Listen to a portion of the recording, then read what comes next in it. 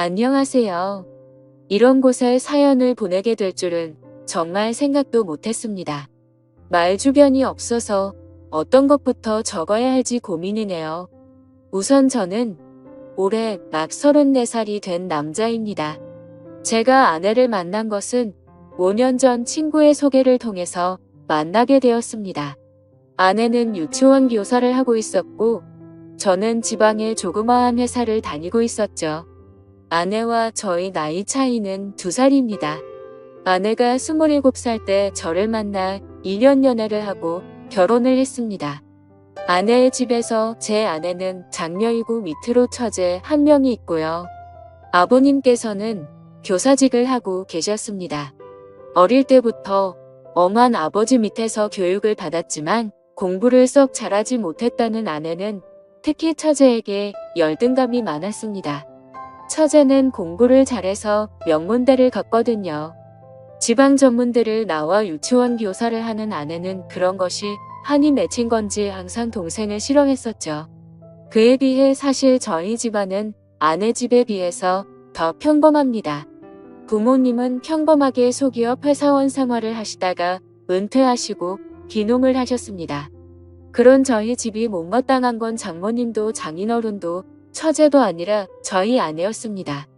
말끝마다 저희 집안 이야기를 꺼내 기가 쪽팔린다며 처제의 코를 어떻게든 납작하게 만들어야 된다고 말하더니 저랑 사귀면서도 동료 보육교사가 클럽에서 의사를 만나서 이번에 결혼한다는 둥 허황된 이야기를 하고 있더군요. 그런 문제로 교제 당시에는 몇 번은 헤어지기도 했습니다. 돈 많은 남자 찾아가라고. 나는 내 생활에도 만족 중이고 네가 원하는 만큼 우리 집이 갑자기 부자가 되거나 할 수가 없다고요. 그때마다 일주일도 안 돼서 저를 찾아와 무릎을 꿇고 빌면서 다시 사귀자던 그녀였죠. 저도 그땐 그런 게 사랑인 줄 알았습니다. 헤어지고 나면 허무한 감정을 이기지 못해 이제 싸우고 헤어지면 다시 일주일 만에 만나는 게 정상인 것처럼 헤어진 것을 헤어진 거라 받아들이지 않게 되었던 거죠. 아내의 그런 성향을 이해했던지라 저는 더욱 열심히 일을 하였고 그렇게 모은 돈을 기반으로 아내와 결혼을 하게 되었습니다.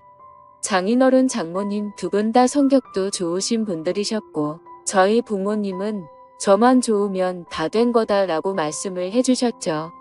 처제는 아내의 말만 들으면 지독한 여자 이미지였지만 결혼할 때가 되어서 만나게 된 처제는 생각과 다르게 천사표 여자였습니다. 어디서든 당당한 여자였기에 아내가 스스로 자격지심이 많구나 싶었습니다. 그렇게 결혼을 하고 얼마 지나지 않아 처제도 결혼을 했습니다. 저희 아내 결혼할 때 처가댁에서 7천만 원을 주셨습니다. 혼수는 따로 안 하고요. 그 돈이랑 제가 모은 돈 그리고 저희 집에서 준 돈 이렇게 모아서 3억짜리 아파트 전세 구했었고요. 그리고 처제가 결혼할 때는 3천만 원 줬다고 하더군요. 근데 처제 남편 직업은 행정고시 출신의 고위공무원이었습니다. 아내는 그게 여신마음에 걸리고 신경 쓰였는지 갑자기 또 저를 원망하는 트로마를 하며 칭얼거리더군요. 그 때문에 또 많이 싸웠습니다. 이처럼 장인어른과 장모님도 더 잘난 처제보다 모자란 아내에게 더 많은 관심을 가지고 차별 대우도 하시고 했는데 아내는 항상 처제에 대한 미움과 부모님이 조금이라도 자기에게 소홀하다 싶으면 그걸로 아주 난리를 치더군요. 그러다 어느 날 아내가 임신을 했습니다. 임신하면 민감해지긴 하지만 아내는 임신하고 나서 초조함과 짜증이 날이 갈수록 점점 늘더군요. 나중에서야 왜 그랬는지 알게 되었지만 그때는 그저 내 아이를 임신한 아내를 보며 책임감을 느끼면서 어떻게든 아내의 기분을 맞춰주려고 했고 아내가 원하는 음식이나 모든 걸 다 해주기 위해서 최선을 다했습니다. 저희 집에서도 아내의 임신 소식에 기뻐하시며 반찬들이나 며느리가 좋아하는 음식 해먹으라고 용돈도 많이 주시고 했어요. 그렇게 저는 노예같이 아내를 모시면서 아내의 임신 기간을 함께했고 기다림 끝에 저희는 소중한 아들을 얻게 되었습니다. 그렇게 출산하고 4달이 지나고 나서 아내는 심심하면 친정집에 내려가더군요. 갓난아이를 보기가 힘이 든다면서요. 이제는 돈벌이도 제가 외벌이로 바뀌었던지라 경제적 부담도 많이 느꼈지만 저도 최대한 일을 마치면 일찍 집에 들어가 아내를 위해서 아기도 돌봐주고 했거든요.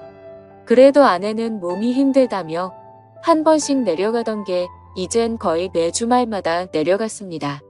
한 번, 2번이야 저도 따라가고 했지만 어느새부터인가 아내가 내려가서 자신은 고향 친구들도 보고 싶고 해서 제가 따라오면 부담이 된다고 말하면서 혼자서 다녀온다고 말을 하더라고요. 그때부터 전 아내의 태도에서 뭔가 이상함을 느꼈습니다. 그러던 중 주말이 되자 한사코 저보고 따라오지 말라며 혼자서 처가를 내려가더군요.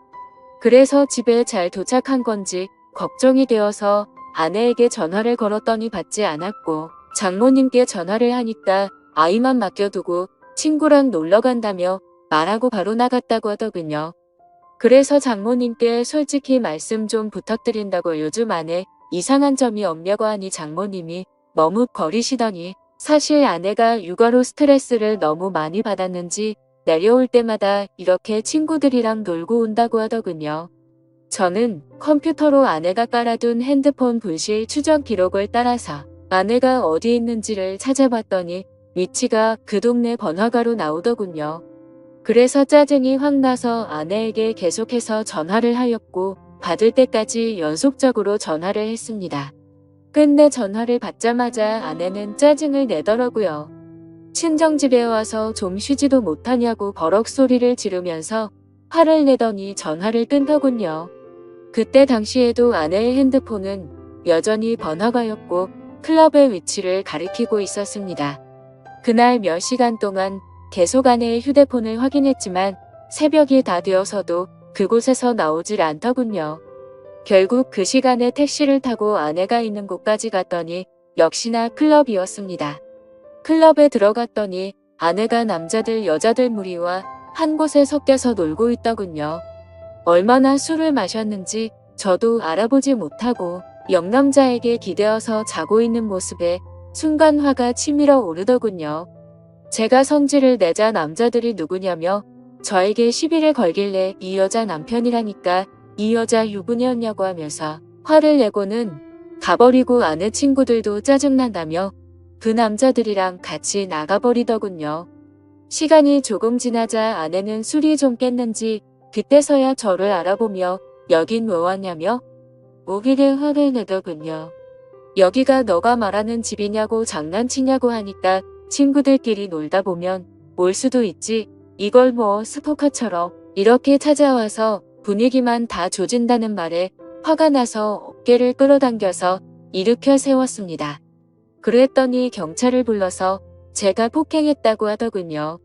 결국 장모님이랑 장인어른 다 오시고 아내 타일러서 그건 별일 없이 넘어갔는데 아내는 끝까지 지가 잘했다는 듯이 집에 와서도 장인장모 앞에서 고개를 빳빳하게 들고 한 번 논 거 가지고 이렇게 폭력적인 인간이랑 못 지낸다고 이혼할 거라고 큰 소리 치더군요.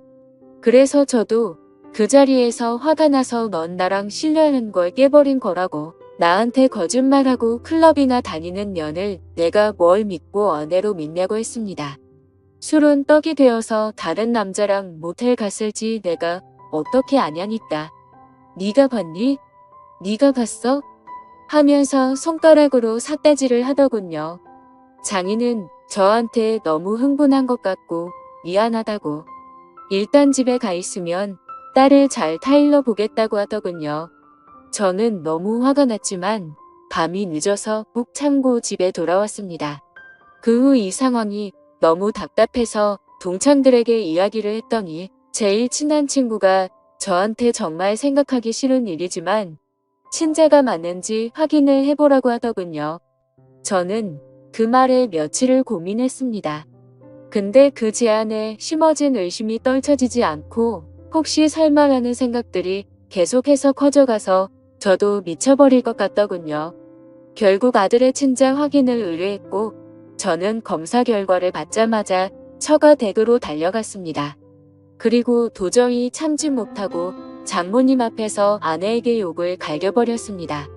아내가 경찰 부르라며 난리치길래 바로 얼굴에다가 검사 결과가 담긴 종이봉투를 던지며 말했습니다. 이 더러운 인간아. 지금 우는 아들이 내 아들도 아니고 넌 바람 펴서 남의 아들 임신하고 나한테 그 유세를 그렇게 했던 거냐고 했더니 안색이 갑자기 확 변하더군요. 그러더니 이내 네 아들 맞다고 계속 우기더군요. 검사 결과는 보고 말하라고 했더니 그때서야 아무 말도 못하더군요. 임신 초기에 임신 소식 듣고도 기뻐하기보다 우울해하고 초조해했던 게 바로 이것 때문이었던 겁니다. 차후에 들어보니 친구들이랑 클럽 가서 처음 만난 남자랑 실수를 했는데 그 뒤에 임신이 되었고 제 아이인지 그놈 아이인지 헷갈렸다고 하더군요. 근데 한번 바람 폈던 인간이 어디 가겠습니까? 몸 좀 추스래지니 다시 주말마다 내려가서 애 맡기고 클럽 가서 남자들이랑 놀아제 낀 거죠. 혼인 취소 소송도 알아봤지만 이 더러운 인간이 결혼하고 나서 있었던 일이라 그런 사유도 안 된다고 하더군요. 그리고 결국 장인어른이랑 장모님 찾아와서 저한테 용서를 구하시며 원하는 대로 하겠다고 하시더군요. 아내녀는 끝내 저 무섭다며 안 찾아오더군요. 하지만 도저히 이 결혼 생활을 이어갈 수 없다고 장인어른과 장모님께 설명을 하였고 결국 합의 이혼을 하였습니다. 애도 돌려줬고 결혼기간도 짧아서 남을 것도 없었고 아내의 위자료 대신해서 장인어른이 다 줬고요. 아들이었던 남의 아들 그래도 정은 줬었는데 참 서럽더군요. 웃긴 건 아내년도 그 남자 연락처도 몰라서 누구 아이인지도 모른다는데 그 말 들고 정말 한 번 더 기가 막히더군요. 결국 몇 년 지나서 소식 들었더니 애는 장인 장모 아이로 들여놓아서 두 분이서 키우고 있고 그 여자는 이 남자 저 남자 만나면서 산다고 하더군요. 참 대단한 여자입니다. 지금까지 제 사연 들어주셔서 감사합니다.